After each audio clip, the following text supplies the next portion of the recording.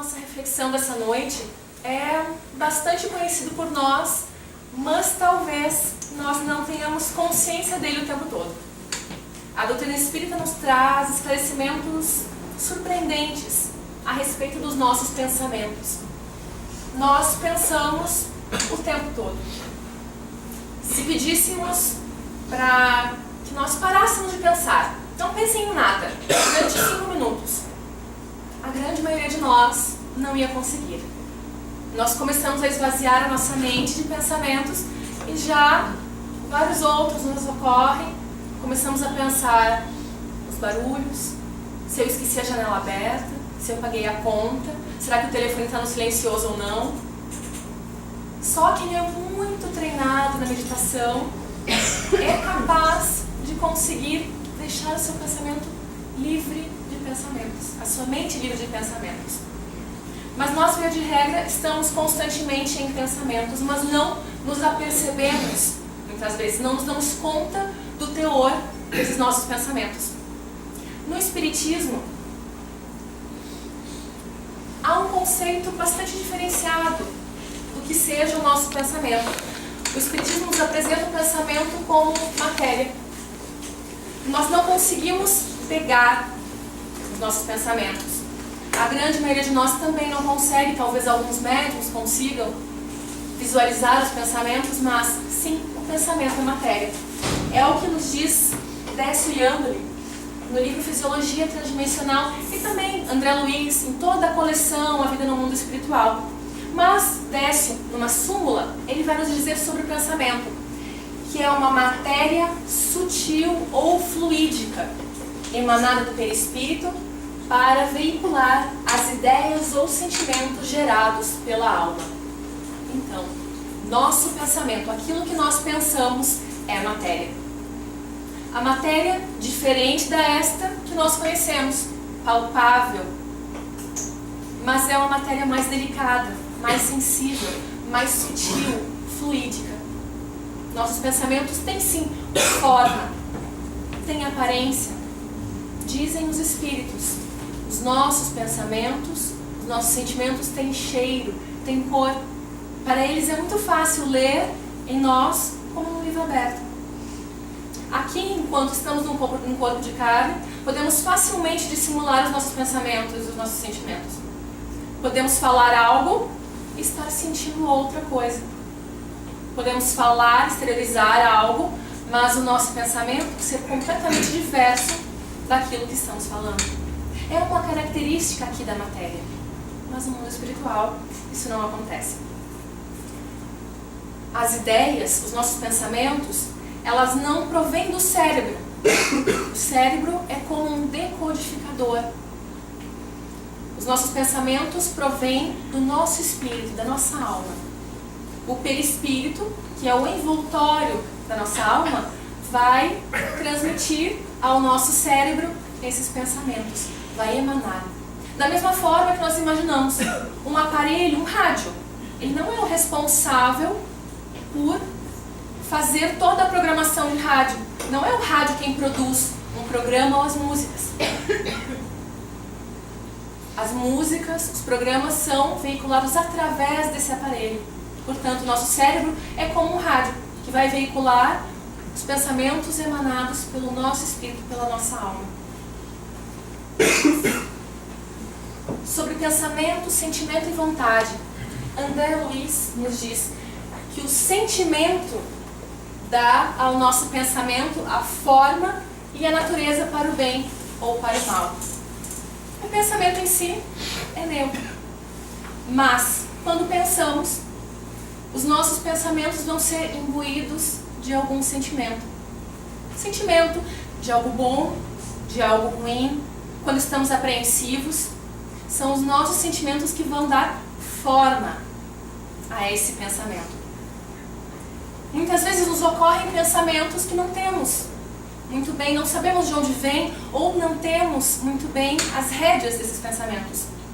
Mas também no Espiritismo costuma-se dizer, se nós não podemos impedir que um pássaro nos cruze em cima da cabeça, nós podemos sim impedir que ele faça um ninho.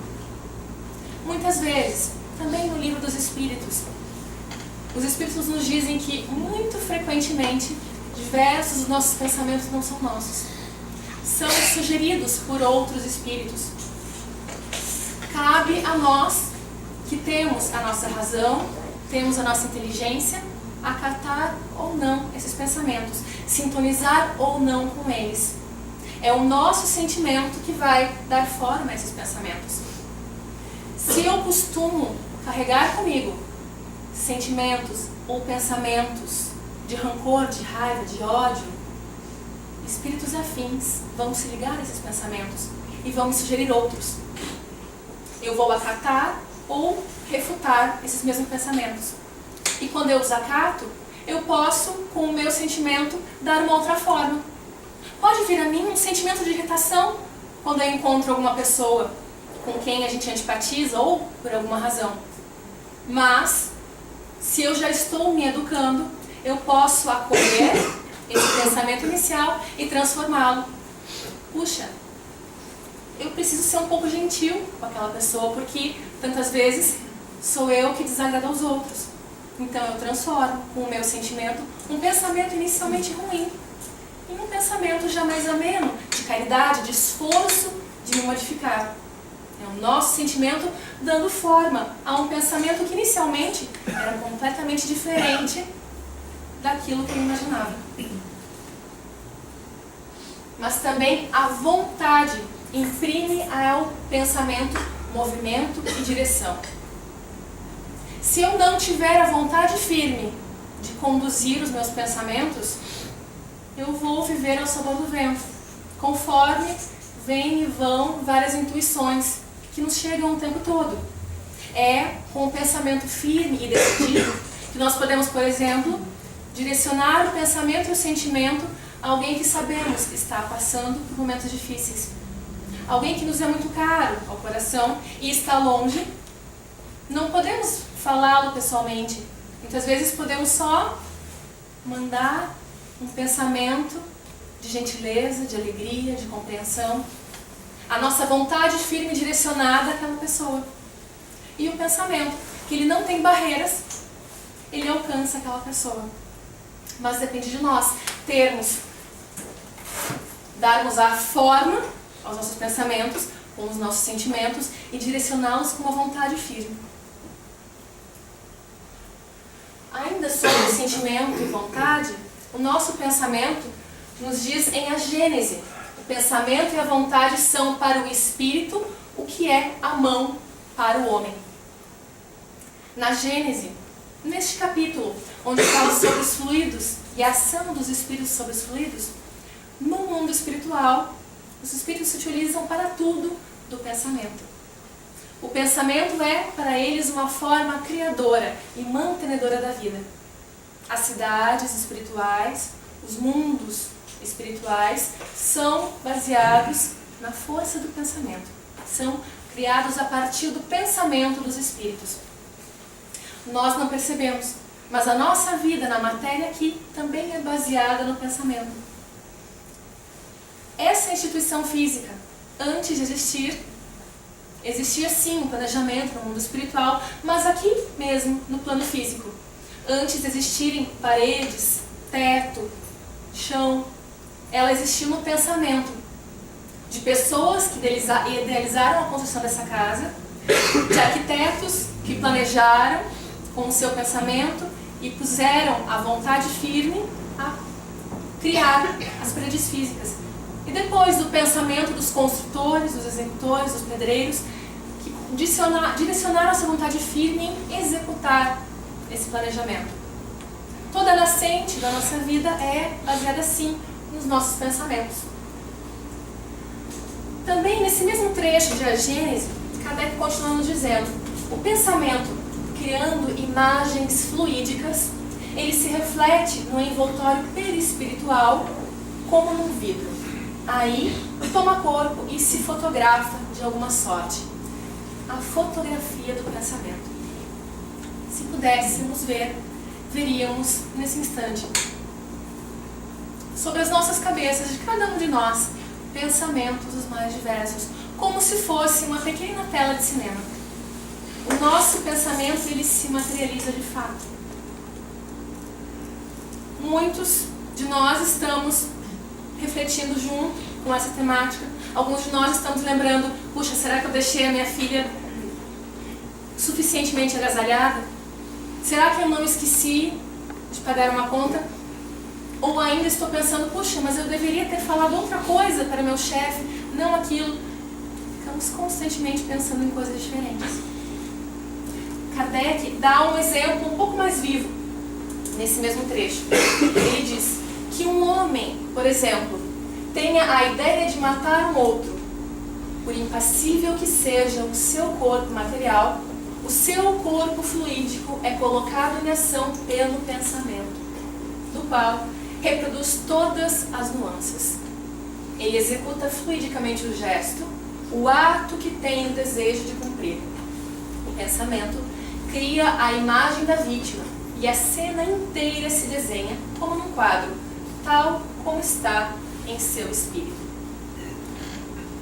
Se uma pessoa muitas vezes tem ganas de matar alguém e ela pensa com vivacidade naquilo, creio, em torno de si, aquela imagem realmente acontece, como se fosse um pequeno filme.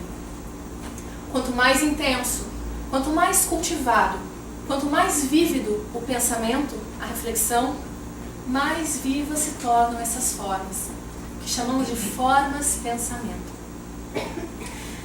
Ernesto Bozano, no livro Pensamento e Vontade, também nos dá um exemplo bastante claro a respeito dessas formas-pensamento. Em um relato já bastante antigo, ele nos conta que havia um médium que recebeu à sua porta, à sua casa, um vendedor de Bíblias. Ele, por cortesia, deixou o vendedor de Bíblias entrar e o vendedor falava com muita clareza sobre o demônio, sobre o diabo. E falava sobre o diabo, sobre como ele era terrível, como devíamos nos precaver do diabo. Era a crença daquele vendedor. E o médium conversou, ponderou, passou as suas ideias, né, da forma como ele próprio pensava, que os diabos não existem. E assim, entreteceram uma conversa durante algum momento e ele tinha outros afazeres, convidou então o vendedor a seguir o seu caminho. Despediram-se, ele fecha a porta e ao virar-se de novo para dentro de casa, ele toma um susto, porque ele observa que em sua sala, no ar, haviam 3 diabinhos, como que pairando na sua sala. Tomado por um susto, ele lembra do seu espírito protetor, faz uma prece, ao que rapidamente o protetor acorre e vem explicar. O protetor dele diz algumas palavras e aquelas 3 imagens de diabinhos com chifrinhos e rabinho pontudo, como que desaparecem, como se fossem uma fumaça. Ele fica um pouco mais reconfortado, mas então tenta entender, afinal de contas, o que era aquilo. Ele, espírita, sabia que os diabos não existem. O que haveria de ser aquele fenômeno que ele havia presenciado? O seu Antônio explica então que eram as formas-pensamento do vendedor. O pensamento dele era tão vivo em detalhes, tão rico de detalhes, em como ele imaginava os diabos, que impregnou o ambiente da sala com aqueles diabinhos. Um pensamento vivo, forte, fecundo, criativo. Imaginem-se, por uma imagem, como diabinhos, o que o nosso pensamento não é capaz para o bem. Quando soubermos conduzir os nossos pensamentos a direções boas, saudáveis para a nossa existência. É esse, talvez, um dos maiores desafios, se não o maior, da nossa existência. E não é um trabalho que se faça em uma única existência. É trabalho permanente, constante, diário, de cada minuto, por longas e longas encarnações. Nós não podemos aquilatar o quanto cada um de nós já andou melhorando. Talvez, anos atrás, talvez encarnações passadas, estivéssemos em situação muito pior. Temos sim aqui continuar galgando cada vez mais, tomando as rédeas da nossa vida, dos nossos pensamentos e dos nossos sentimentos. Ainda complementando sobre a fotografia do pensamento na Gênese, Kardec nos diz, é assim que os movimentos mais secretos da alma repercutem no envoltório fluídico, que uma alma pode ler em outra alma como num livro, e ver o que não é perceptível aos olhos do corpo. Aí está uma das minhas grandes preocupações quando nos depararmos com o desencarne. Como já dissemos, aqui podemos ocultar aquilo que sentimos e o que pensamos. Muitas vezes pensamos bobagens, muitas vezes coisas até engraçadas, mas imaginem o constrangimento. Nós, no mundo dos espíritos, todo mundo conseguindo ler constantemente, perceber tudo, os mínimos detalhes do que estamos pensando. André Luiz passa por isso o tempo todo no mundo espiritual, com os seus instrutores. Muitas vezes ele mal formula uma pergunta em sua mente e o seu mentor já lhe responde. Quando temos um nível de educação espiritual um tantinho mais elevado, as coisas ficam fáceis. Mas quando nós estamos em situação de bastante deseducação espiritual e moral, as coisas se complicam. Podemos passar por vários vexames no mundo espiritual. Sem contar que nós também não nos damos conta. Os espíritos que estão aqui, eu não os vejo, que não são médium, mas há eles constantemente ao nosso redor, eles percebem todas as nuances do que estamos pensando. E é assim que muitos conseguem antever situações que ainda vão ocorrer, apenas por lerem em nossos pensamentos o teor daquilo que estamos pensando. Muitos crimes são já praticados por pensamento, são acalentados durante muito tempo em nossos pensamentos. Mas também as grandes obras, as obras de sabedoria, são igualmente em nossos pensamentos. E o pensamento pode ser, podemos nos contagiar ou podemos contagiar aos outros com pensamentos.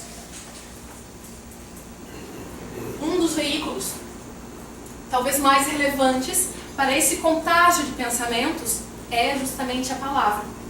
Como agora nesse instante em que estamos em uma conversa, mas esquecemos dos nossos veículos mais utilizados na nossa modernidade: os livros, as mídias, o computador, o cinema, a TV. Todos esses instrumentos por onde imagens e palavras são difundidos, são veiculados, são alimentos espirituais. O Espírito Meimei, no livro Pai Nosso, narra uma pequena historieta de um professor que andava em apuros com seus alunos. Os seus alunos, ainda pequeninos, resolveram ler histórias de bandidos, de piratas, jogar jogos violentos, ver filmes de bandidagens, de bandidos. E eles andavam com um comportamento similar àqueles vídeos, àqueles livros, àqueles jogos. Eles falavam palavrões, eram mal educados, eram grosseiros, zombavam dos bons conselhos e se achavam assim inteligentes por agirem daquela forma, se achavam inclusive crescidos. O professor, com toda a paciência que ele tinha, esperava uma oportunidade de repente tocar o coração daqueles alunos. E ele encontra essa oportunidade no lanche. Costumavam sempre fazer os seus lanches juntos e ele convida então a turma de sempre para passar ao refeitório. Ao invés do lanche costumeiro, as crianças se deparam com uma cena e começam a reclamar, porque eles sentam à mesa e ao invés do lanche eles têm pães com lamas, tomates podres com insetos, geleias com mofo, e começam a reclamar: ora, onde já se viu, se isso é alimento que nos dê, nós não podemos comer essas coisas. E continuam reclamando e protestando. O professor ouve a todos, os acalma e diz: eu concordo com vocês. Esses alimentos não são saudáveis para o nosso corpo. Realmente, aqui há alimentos empodrecidos, eles podem nos levar à doença, à falência da nossa saúde. Mas se da mesma forma que não desprezamos o alimento puro, saudável, delicado para o nosso organismo, o que dizer da nossa alma? Os livros, os filmes, as músicas, os jogos, tudo aquilo que lemos, que assistimos, são os alimentos da nossa alma. Se não escolhemos os bons, vamos adoecer. São como venenos que ingerimos pouco a pouco e não nos apercebemos. As crianças compreenderam o recado. Saíram, cabisbaixos, sem lanche, ficaram com fome aquela tarde, mas pouco a pouco foram se modificando seus hábitos, modificando principalmente as suas atitudes. Por um momento, vamos refletir, vamos pensar, fazendo uma análise pessoal. Quais são os alimentos espirituais que nós temos consumido? Qual é o teor dos livros, dos filmes, dos jogos, das conversas, das mensagens, dos sites que acessamos? São alimentos saudáveis ou são venenos?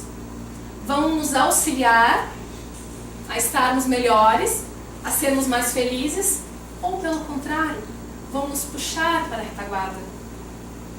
São escolhas de cada minuto, e são escolhas nossas. Utilizamos o nosso livre-arbítrio. Mas dessas escolhas é que justamente está a nossa própria felicidade e a nossa responsabilidade. Porque nós, já adultos, temos a responsabilidade com o nosso próprio espírito, com a nossa própria evolução. Mas um acréscimo, um tantinho mais delicado, um pouco mais de cuidado temos que ter quando há crianças, jovens, pelos quais nós somos de alguma forma responsáveis. Se não diretamente, pelo menos indiretamente. Quando há crianças e jovens que convivem conosco, nós somos responsáveis sim por escolher, por avaliar, por auxiliar aquilo que eles consomem também. A fazê-los saber escolher, como os fazemos escolher os alimentos para o corpo mais adequados. Quais são os filmes, os jogos adequados a eles? É um acréscimo de responsabilidades que temos. Quanto aos nossos pensamentos, dizem os espíritos, o primeiro efeito é sobre o emissor. Qualquer pensamento que eu emita, eu sou a primeira pessoa a quem esse pensamento vai afetar. Se são pensamentos bons, excelente para mim. Vou me impregnar de bons pensamentos, de alegria. Se são pensamentos de ódio, de raiva, de impaciência, de preguiça, também sou eu quem vou me impregnar desses pensamentos. Quando eu direciono a alguém a minha raiva ou a minha inveja, antes eu estou me encharcando desses mesmos pensamentos. Despejar pensamentos ruins, e que às vezes impensadamente fazemos, é a mesma coisa que pegarmos um saco de carvão e jogar repetidamente em um lençol branco, limpo. Talvez acertemos algumas pedradas, talvez sujemos um pouco aquele lençol, mas ao fim de todo um saco de carvão, observemos a nossa roupa, estaremos todos cobertos de fuligem, porque nós estamos nos impregnando daqueles pensamentos e daqueles sentimentos. Então, os nossos pensamentos, quando são negativos, eles geram resíduos. Ficam resíduos em nós, dos nossos pensamentos. Aqui nós falamos dos pensamentos negativos, porque, infelizmente, são a maior parte dos nossos pensamentos. Mas a mesma dinâmica é para os bons. Os bons pensamentos também geram resíduos, só que são resíduos, não são resíduos pesados. Se pudéssemos usar uma palavra entre peso, né? Os pensamentos positivos são mais leves e os negativos são pesados, nos deixam resíduos indesejáveis. E é assim que André Luiz, nas obras psicografadas por Chico Xavier, chama de larvas mentais. De acordo com o gênero de pensamento que nós habitualmente cultivamos, porque ter pensamentos os mais diversos é a nossa característica. Podem vir pensamentos de matar alguém, os mais sombrios possíveis. Eles vão nos deixar resíduo caso eu os cultive. Como já dissemos, um passarinho passar por nossa cabeça, muitas vezes não podemos fazer nada contra. Um ninho já é diferente. Podemos impedir que ele faça um ninho em nossa cabeça. Então, quanto mais cultivamos, do gênero de pensamento que nós cultivamos, podem vir a ter larvas mentais. Como há quando temos alguma doença, quando pegamos piolho. assim também as larvas mentais. E também as formas de pensamento, como já demos o exemplo dos diabinhos, do Ernesto Bozano. Quanto a esses resíduos, se eu estou cultivando muitos pensamentos que não são bons, puxa vida, o que a gente faz com esses resíduos? Tem como fazer um faxinão, uma limpeza geral nesses resíduos? Tem. Tem várias formas. Nós é que vamos optar por qual delas utilizar. A mais recomendável e a que atualmente podemos recorrer, e a mais simples, é a mudança mental, a higiene por merecimento. Me deparei que eu estou só reclamando mentalmente, fazendo aquele teatrinho mental, dialogando, brigando com alguém pelo pensamento, simplesmente mudo o meu pensamento. Para isso eu posso me utilizar de vários recursos. Pego um livro, vou fazer um exercício, dar uma caminhada, vou assistir uma palestra, vou lavar uma louça. Cada um tem a sua forma. Há vários recursos, vários subterfúgios para mudarmos de pensamento. E aí, quando nós resolvemos mudar esse pensamento, ou já naturalmente nós nos higienizamos, ou os nossos protetores, os bons espíritos, nos auxiliam nessa higiene mental. Uma palestra espírita, um livro, é também uma das formas de higienizarmos os nossos pensamentos quando permitimos. O passe também nos auxilia quando não somos refratários, quando nós também auxiliamos os bons espíritos a proceder a essa higiene. Então, pode ser muito simples, modificarmos, bola para frente. Mas, quando nem sempre conseguimos, e a carga da nossa vida não é assim tão fácil, no Evangelho já nos diz que a vida é feita de 1000 bagatelas, como se fossem 1000 alfinetadas. Realmente temos no dia a dia muitas dificuldades, e vez ou outra, uma das formas de fazer essa limpeza mental podem ser as doenças. Doenças leves, doenças às vezes um pouco mais demoradinhas. Elas podem ou nos sinalizar que devemos modificar algo em nossa vida, ou realmente drenar essas formas de pensamento. Como se temos óleo derramado sobre uma mesa e pegamos um papel absorvente, um guardanapo, nós largamos sobre aquela mancha de óleo, o papel absorve e a mesa fica limpa. Às vezes, uma doença pode ser uma dessas limpezas. Mas, cuidado, não vamos dizer por aí, cada um que fica doente, que a pessoa teve maus pensamentos e aí agora está pagando. Não. Caridade, cada caso é um caso. Mas é uma das formas, sim, que podemos fazer essa limpeza de resíduos.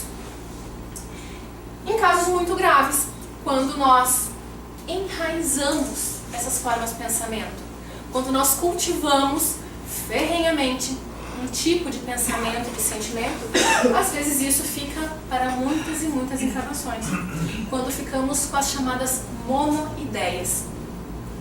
Um exemplo, casos de remorsos profundos ou de ódios muito intensos. Muitas vezes, o espírito gasta encarnações, através de encarnações, para poder se libertar desses resíduos mentais, do ódio, da revolta ou da culpa. Antes de deixarmos, então, chegar nesse ponto, vamos promover a nossa limpeza diária. E tudo depende de níveis evolutivos. No Evangelho, segundo o Espiritismo, Kardec nos diz que quando não pensar no mal, já é o progresso feito. Mas acho que ainda não é o nosso caso. Talvez possamos citar como exemplo da criatura mais perfeita de que temos notícia na Terra, Jesus. Jesus não pensava no mal, era o progresso feito. Já era um espírito de excelente evolução. Nós ainda estamos lá com as nossas lutas, mas talvez estejamos repelindo os maus pensamentos, repelindo o mal. Então estamos em progresso. É progresso sendo feito.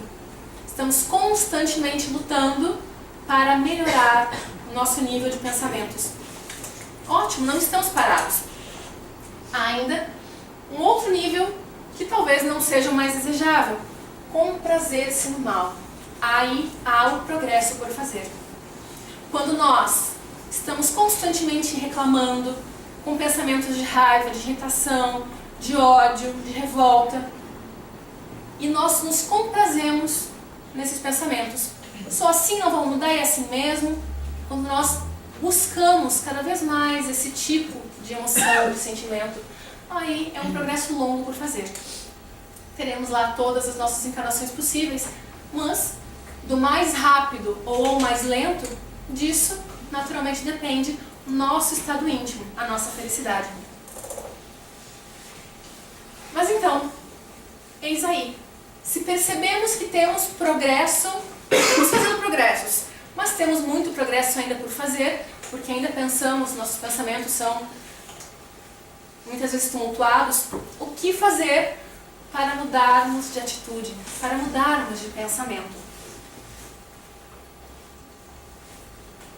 Em primeiro lugar, é esforço. Não tem jeito.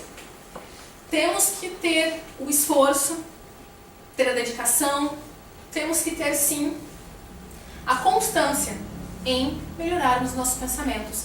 É estar o tempo todo pensando, refletindo sobre os nossos pensamentos e os nossos sentimentos. Puxa, isso vai me fazer bem ou isso vai me deixar pior? É nos esforçarmos por melhorar. A substituição de pensamentos pode funcionar muito bem.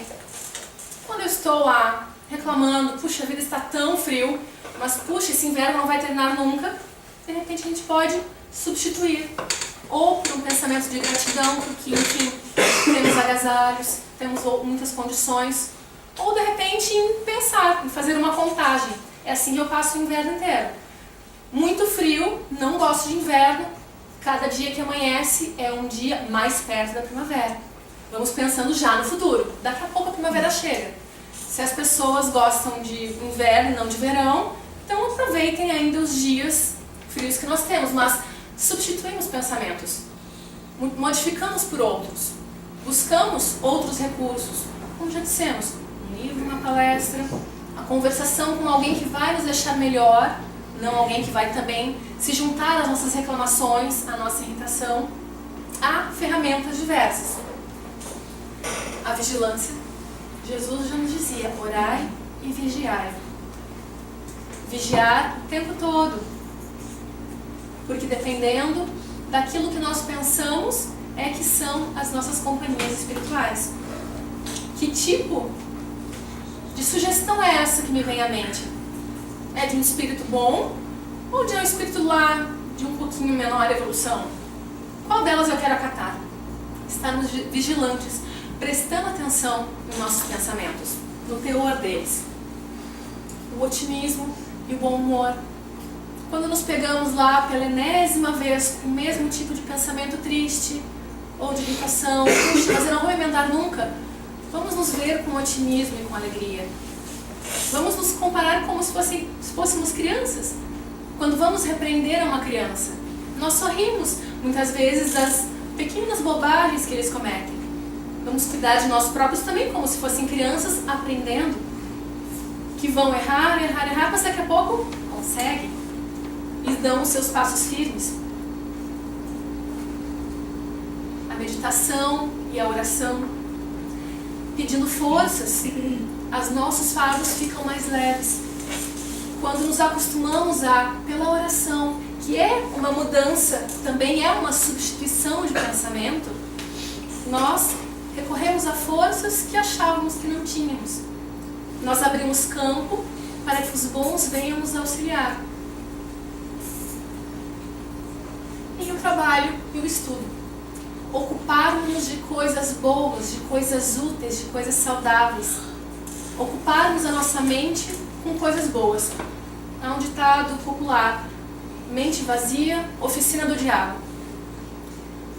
Muitas vezes é através da hora vazia de utilidade, não que não devemos, sempre temos que ter sim os momentos de ócio, de descanso, de repouso, mas não da hora vazia, daquela hora que ao invés de acrescentar, apenas nos consome tempo. Devemos sim ocupá-las com coisas úteis e coisas boas. Não virarmos workaholics, que somente dedicam seu trabalho e nada mais fazem para se anestesiar. Mas o trabalho consciente, toda ocupação útil é trabalho, nos diz o Espiritismo. Temos várias opções, várias sugestões para mudarmos de atitude, mudarmos nossos pensamentos. E, finalmente, os nossos pensamentos revelam as nossas companhias espirituais. Que tipo de companhias nós estamos chamando para perto de nós? É através daquilo que fazemos, do que pensamos, do que acolhemos, do que cultivamos, que esses espíritos vão se cercar de nós. E vamos ter auxílio, ou para o bem, ou para o desespero, para a alegria, para o trabalho, ou para o desânimo. Depende de nós. Depende de nós cultivarmos, escolhermos alimentos espirituais mais saudáveis, cultivarmos os pensamentos que realmente farão diferença em nossa vida, para que tenhamos cada vez mais auxílio, cada vez mais oportunidade de viver feliz. Obrigada pela atenção de todos.